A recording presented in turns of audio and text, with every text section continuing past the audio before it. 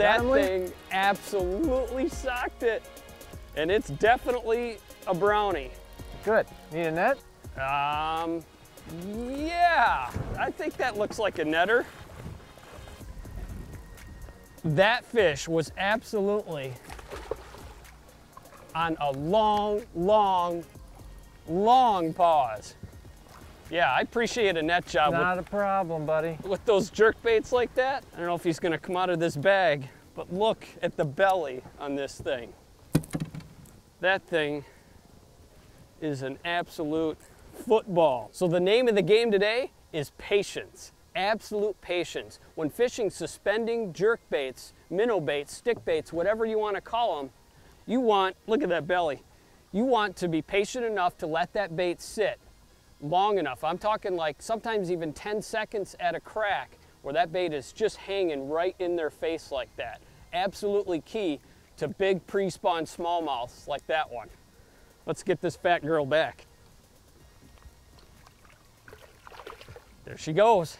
Now that is what I'm talking about. Patience. Let me show you what I'm using here. Get it stuck out of the net here. All right, so we're fishing a Midwest natural lake and using suspending minnow baits. And you'll see here, okay, the bass fishermen are gonna laugh at me, but I'll tell you what, I've got a section of 20-pound Terminator titanium wire on here to guard against the pike stealing my baits.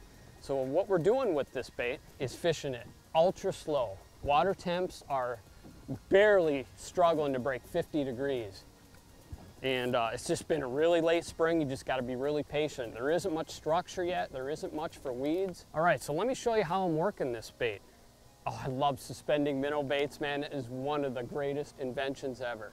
Gonna chuck it out, reel it down 5, 6, 8 cranks, get it down to the zone, and I'm just gonna let it sit right there. Sometimes the longer you can let it sit, the better the results. All right, so that's 5, 6 seconds. I'm gonna reel a little bit and sweep it to the side. And just barely tighten up. I don't wanna tighten up too much on it because what happens is the bait will actually move again. You want that line loose enough that the bait can kind of pivot around with the rattle chamber. The weight's inside of it, the bait will actually kind of shimmy around. All right, so then we just sweep it again. Barely tighten up a little bit so you can detect the strike. And we're right about where we caught that last one. There we go. Got him, Lee. Nice.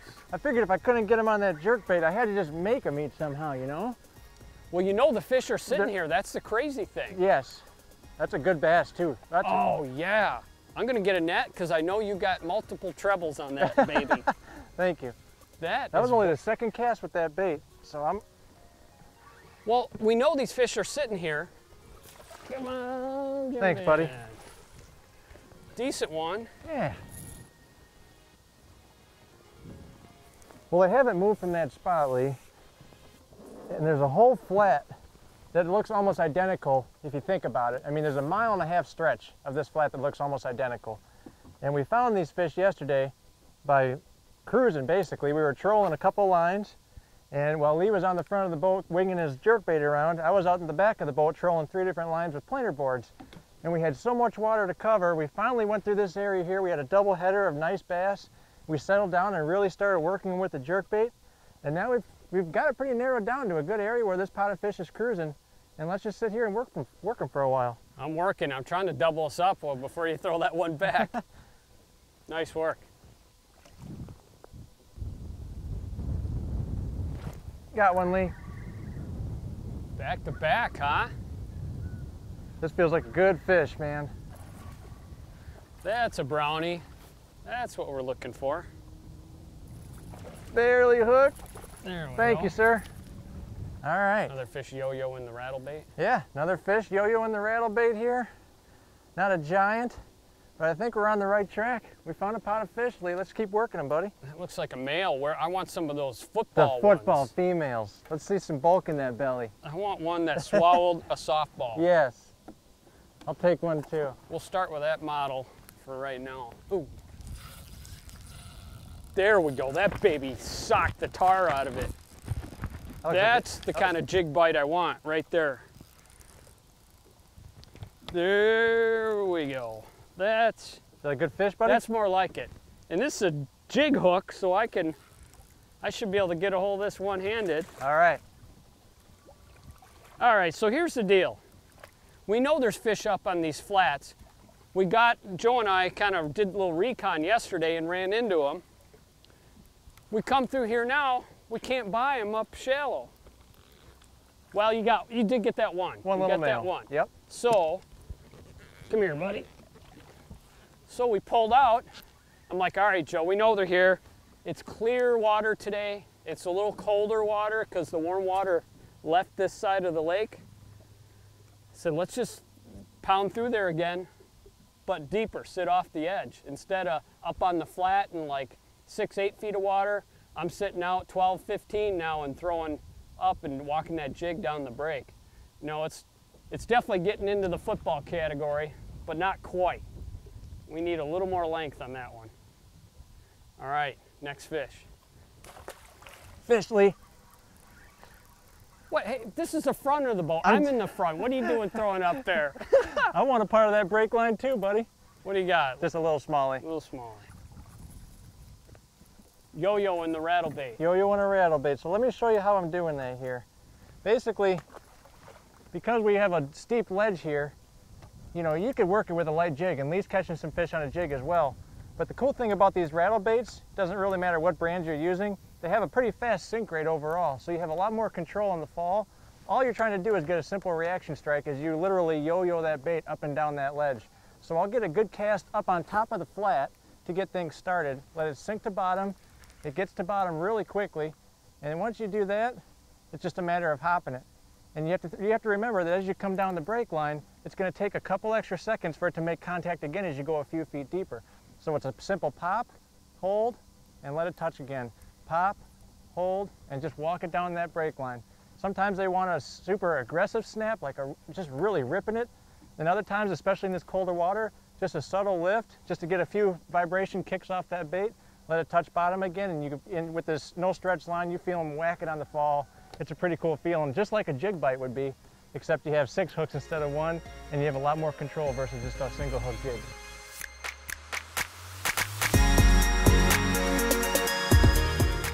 Here's one, Lee. Got a better one?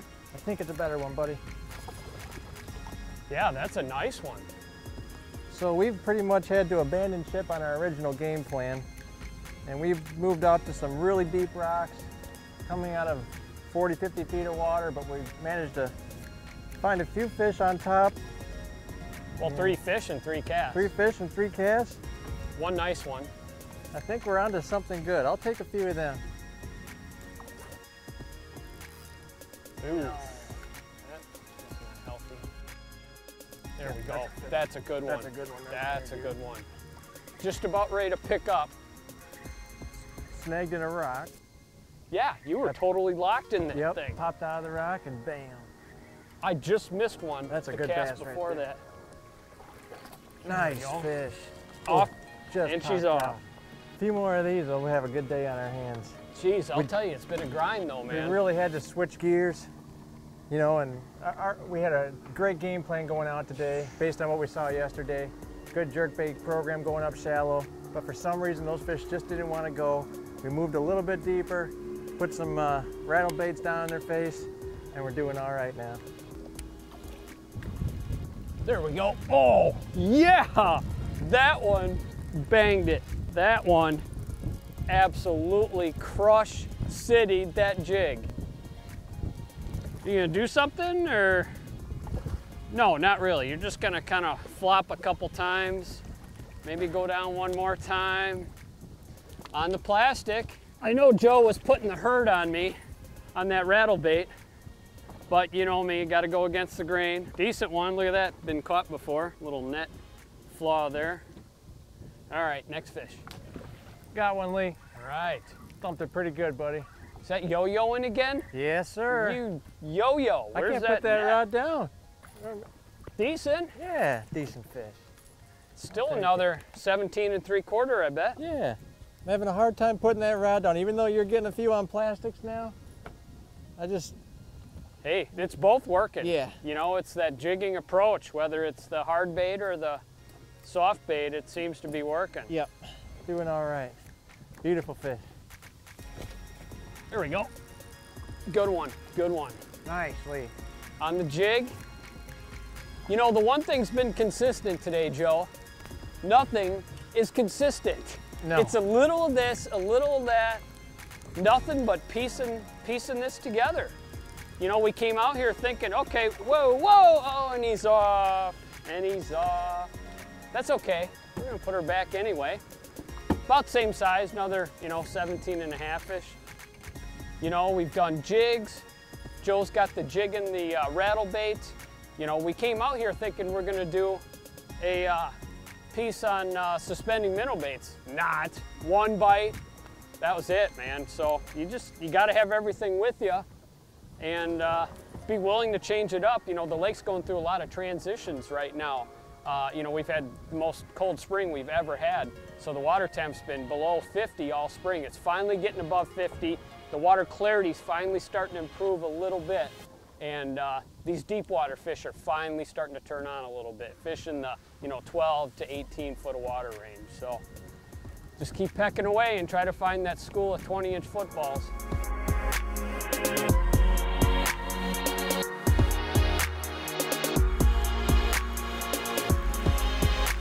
Yep, there we go.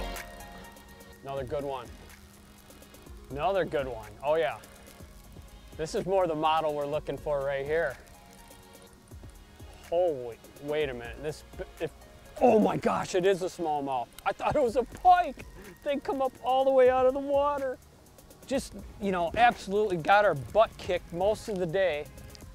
The water temp finally up to 54. These fish, oh, don't jump, no. These fish are finally starting to turn on. Oh yeah, it's not as big as I thought, but I'm telling you what, the thing's got some attitude. Jump in the net. Thank you, sir. You betcha, bud. Look at that. Okay, it's not quite as big as I thought, but I will take that kind of smallmouth any day of the week. Nice one.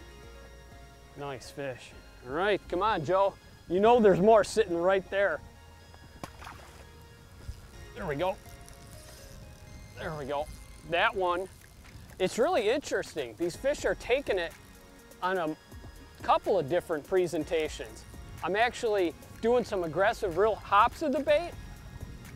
Decent one. Some real aggressive kind of hops and snaps. And then I'll kind of drag it 2 or 3 times real slow. Just kind of dragging it right on the rocks. All right, not as big as the other ones, but a bite nonetheless. Decent one, take that. Let me show you how I'm working this bait. It's really interesting. The last 3 fish actually have come when I'm just dragging the thing on the bottom. So I'll wait to get down. It's gonna take a little longer. This wind all of a sudden just picked up. The wind's been really up and down today. Okay, so should be getting close to bottom right there. Keep that line tight. Really gotta be a line watcher in this wind is definitely more difficult. All right, so there we're down on bottom. So I'll do just a few hops like that, like kind of a 1-2 snap. Let it sink back down again. All right, there's bottom, snap, snap. Now this is where I've actually had the last 3 fish in a row bite, is like on that second fall of the jig. Just let it sit there a little kind of extra long 5 count or so. And then I'm just kind of dragging it. Just like that. Like that? Just dragging it along the rocks. Now Joe, that's the first cast with that colored grub, is that right? Yes, that's the first cast. And that was, as you were describing how to cast it, I'm sitting here listening like, okay, hop, hop, now drag. Oh look, I got a fish. That is classic. Oh, oh. So thanks for the lesson, Lee, I appreciate it. Look at that. You just caught me a fish. So Lee is schooling me on this jig. So finally I put my rattle bait down, listen to his instructions like you should be doing now, and you might get some of these too. Thanks, Lee. No sweat, buddy. Here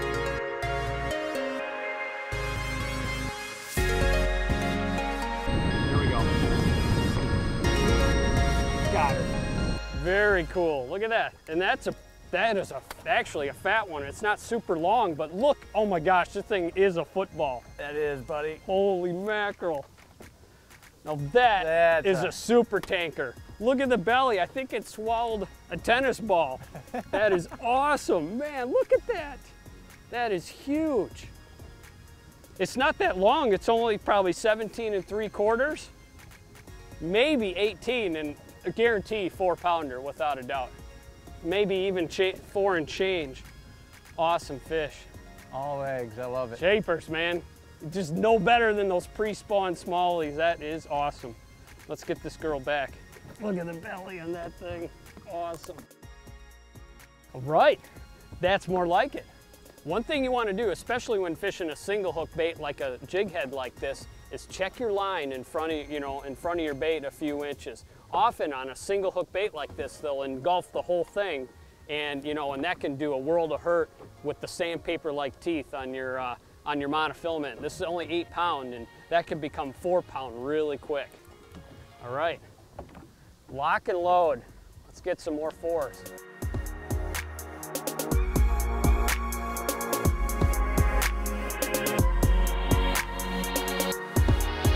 Whoa. Holy man, did you wind up on that puppy? Man, it is on. These fish are absolutely on. And you got the net closer to you. I got him, buddy. I'll get him. All right. You know, when you're watching TV shows and they're like, man, did he smoke that bait? You know, it's hard. It's like a cooking show. Man, does this food smell good? I wish you folks at home could smell that. No, I wish you really could have felt that bite, because man, did he just whack it. It was awesome. I want another one. Let's get one right away here. You know, the other thing about fishing shows is you think, oh, well, you can't just climb over fish. You know, they just edit it down and it's one fish after another. Right now, it is literally almost one fish after another. This is real time. Well, today Lee and I are pretty much going fish for fish with these jigs. But one thing you'll notice that are different between our combinations are I'm using a high-vis line and he's using a clear line. I prefer the high-vis line just because I love line watching, especially in these windy conditions. You can have some slack in your line, but you can still see that line jump under almost any sunlight conditions. One thing I've done a little different is I just attach a little fluorocarbon leader, about a 2-foot fluorocarbon leader to it.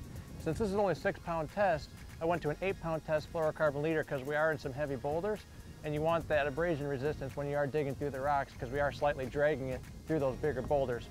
So I do have the abrasion resistance that Lee has on 8-pound throughout, but I do have the added bonus of being able to watch my line really closely to see all those extra bites that you might get in the fall. There we go. Nice, nice. Whoa, whoa, whoa. Big one. It's gotta be a hog. I'm going to back reel. This could be a, oh yeah, good one. Good one. You need a net, buddy? I would love a net. I think she's got that jig all the way down, so my line might be kind of sandpapered there. Oh, look at the size. That's a little more of the category we're looking for right there. Just thumped that jig. There is no doubt about that. Look at the size of that smallmouth. So when it comes to spring of the year, don't give up when you're struggling, because the bite can change in the afternoon that quick. Look at that smallmouth.